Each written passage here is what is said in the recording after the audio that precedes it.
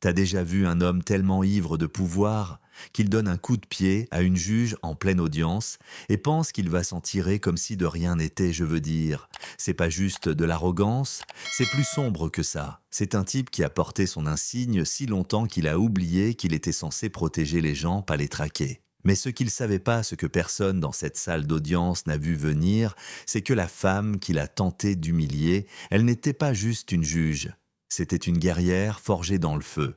Et ça, c'était le dernier jour où il se tiendrait au-dessus de qui que ce soit. Tout s'est passé dans un vieux palais de justice poussiéreux du comté d'Ardennes en Géorgie, un endroit où la justice était plus une rumeur qu'une réalité. La juge Liana Graves, une femme noire avec une colonne vertébrale en acier trempé, venait à peine de finir sa phrase quand le détective Rick Alvorsen a hurlé « Sauvage noir ». Tu crois que cette robe te rend intouchable.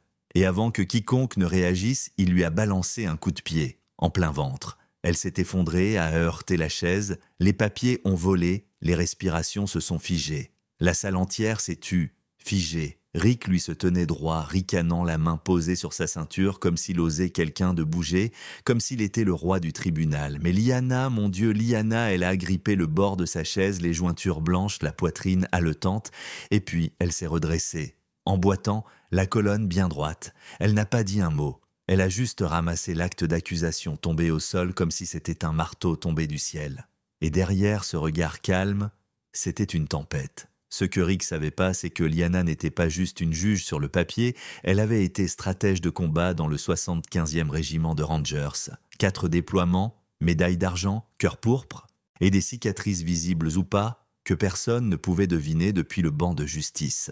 Elle en parlait rarement, mais des années plus tôt, elle était en mission à Fallujah lors d'un raid nocturne en enfer. Son unité s'est faite piéger.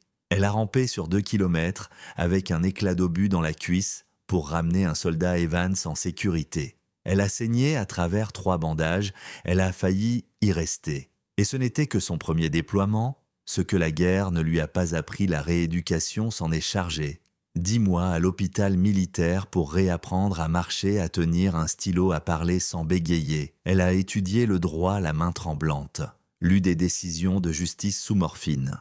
Et elle s'est jurée que si elle revenait vivante, elle protégerait ceux qu'on oublie, surtout les enfants, surtout ceux que le système écrase sans un mot. Alors quand elle a ouvert ce dossier épais quelques heures après l'agression assise dans son bureau avec la capitaine Noreen Santos, des affaires internes, elle savait déjà ce qu'elle allait trouver. Un schéma, une dame formule, même écriture, même tournure douteuse, comportement suspect, attitude défensive, présenter un risque, sinon, 6 gosses, et puis, Jamari Bell, 16 ans, décédée. 3 mots comme une balle en plein cœur. Elle a lu l'encre rouge sous son dossier. Classé en 3 jours, comme si c'était un formulaire, comme s'il n'avait jamais existé. Et là, quelque chose s'est brisé en elle. Elle sentait encore la trace de la botte de Rick sur ses côtes, mais sa vraie blessure, c'était de voir la photo scolaire de Jamari. Vieille tenue de caissier, badge tordu, une flaque de sang trop sombre pour être oubliée. Noreen n'a rien dit. Elle a juste glissé une enveloppe jaune scellée sur le bureau. Les vrais rapports, pas les versions falsifiées des archives. Quand Liana les a lus, quand elle a vu les mots « les mains en l'air » dit « ne tirez pas », aucune arme retrouvée, elle n'a pas pleuré. Elle a juste fermé le dossier et elle a commencé à planifier. Le lendemain, le procès de Brielle Morrison reprenait. Une fille de 14 ans accusée d'avoir agressé un flic, encore un des tours favoris de Rick. Posture agressive, voix élevée, risque immédiat, tu pouvais lire la peur dans les yeux de sa mère assise, là serrant sa fille contre elle. Eric est venu témoigner. Il est entré dans la salle d'audience comme s'il marchait sur un tapis rouge, tapotant sa ceinture, fixant la mère, comme s'il la prévenait de fermer sa bouche. Mais Liana, elle était déjà au banc des témoins. Et cette fois, elle était armée. Pas de balles, de vérité. Elle n'a pas hurlé, elle n'a pas accusé. Elle a juste levé la main et hoché la tête vers le technicien à ses côtés. Un bip discret, et l'écran géant derrière elle s'est allumé. Rick s'est figé. D'abord juste du grésillement audio. Puis l'image s'est stabilisée, une ruelle étroite.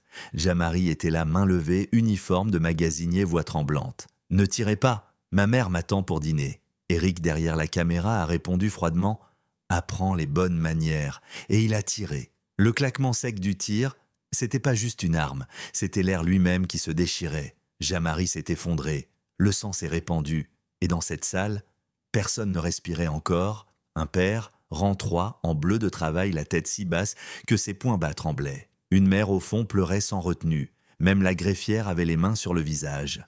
Rick, il a tenté un sourire. Un ricanement nerveux, mais Liana ne lâchait rien. « C'est ça la peur pour vous, dit-elle, calme posée. » Un enfant qui supplie les mains en l'air, Rick serra la mâchoire. Silencieux.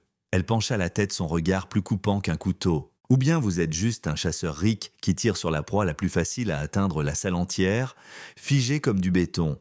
Et puis elle a frappé encore. « J'ai les données, dit-elle. Et les noms, 10 enfants, un badge, une méthode, c'est vous. » Les bancs ont commencé à murmurer. Un souffle de colère retenu. Et c'est là que les portes ont volé en éclats. Des hommes en costume lunettes noirs, badge FBI, qui balançaient sur leur veste, Norine en tête. Eric, il a blêmi. Il a reculé, balbutiant des trucs sur juridiction locale et vous n'avez pas le droit. Mais l'agent s'est approché, le regard droit dans les yeux, statut fédéral. Droit civil.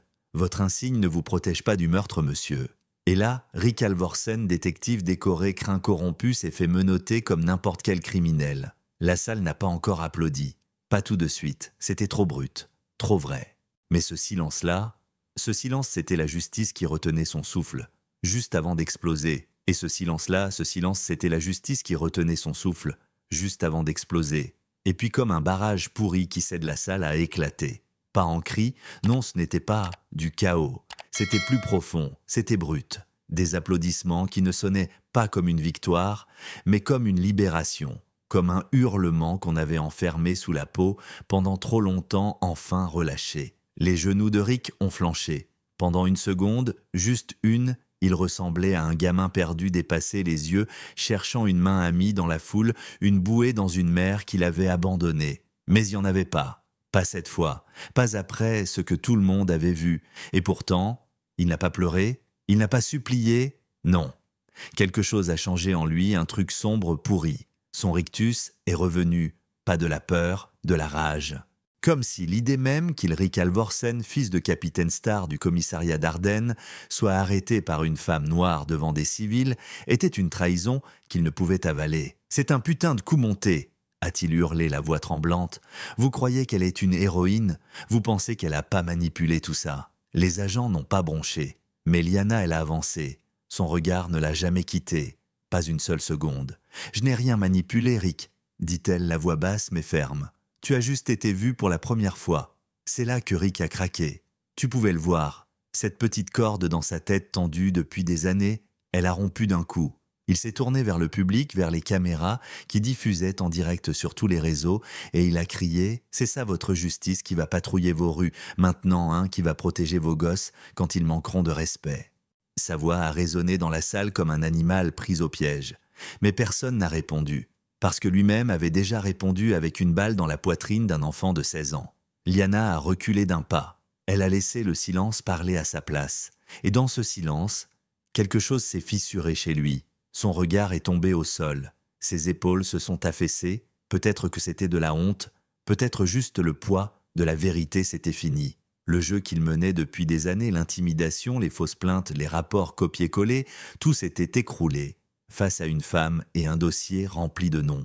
Mais ensuite, il a ri, un rire bas, amer. Et ce rire disait tout, non, il ne regrettait rien. Il regrettait juste de s'être fait prendre. Les conséquences n'ont pas été discrètes, ni simples. Elles ont été nationales. Dès le soir même, la vidéo de l'assassinat de Jamari avait dépassé les 9 millions de vues. Les hashtags ont explosé. Justice pour Jamari, chez le juge Graves, Flixa Model. Chaque chaîne en parlait, CNN, MSNBC, même les chaînes les plus à droite qui tentaient de déformer les faits comme toujours. Le maire du comté d'Ardennes a convoqué une conférence de presse d'urgence et a démissionné 2 heures plus tard, citant un échec dans la supervision. Le chef de la police a nié avoir été au courant jusqu'à ce qu'un lanceur d'alerte publie des emails internes montrant qu'il avait été prévenu à 3 reprises. Il a été viré le lendemain matin, mais l'onde de choc la plus forte, elle a été locale. Des maires qui n'avaient jamais mis un pied dans un tribunal faisaient désormais la queue devant le bureau de la juge Graves, des dossiers dans les bras, des photos des dents cassées, dans des sachets, des demandes de bodycam ignorées pendant des années. Des pères jadis muets de peur défilaient maintenant côte à côte dans les manifestations.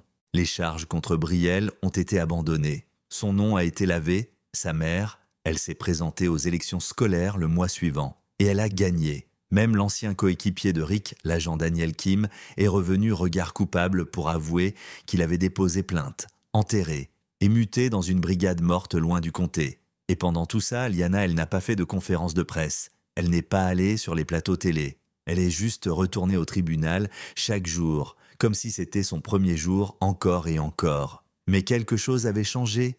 Elle boitait plus fort depuis l'agression. Les médecins ont dit que sa vieille blessure de guerre s'était rouverte.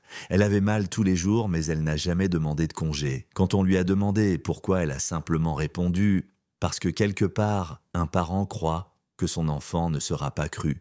Et je veux qu'il sache que moi je le croirai. » 6 mois plus tard, un petit mémorial avait été installé devant le tribunal d'Ardennes. Juste une dalle de granit, rien de tape à l'œil. Mais dessus étaient gravés les noms de 10 enfants. 10 gamins que Rick Alvorsen avait tenté d'effacer. Leurs noms n'étaient plus que dans des rapports ou des pierres tombales.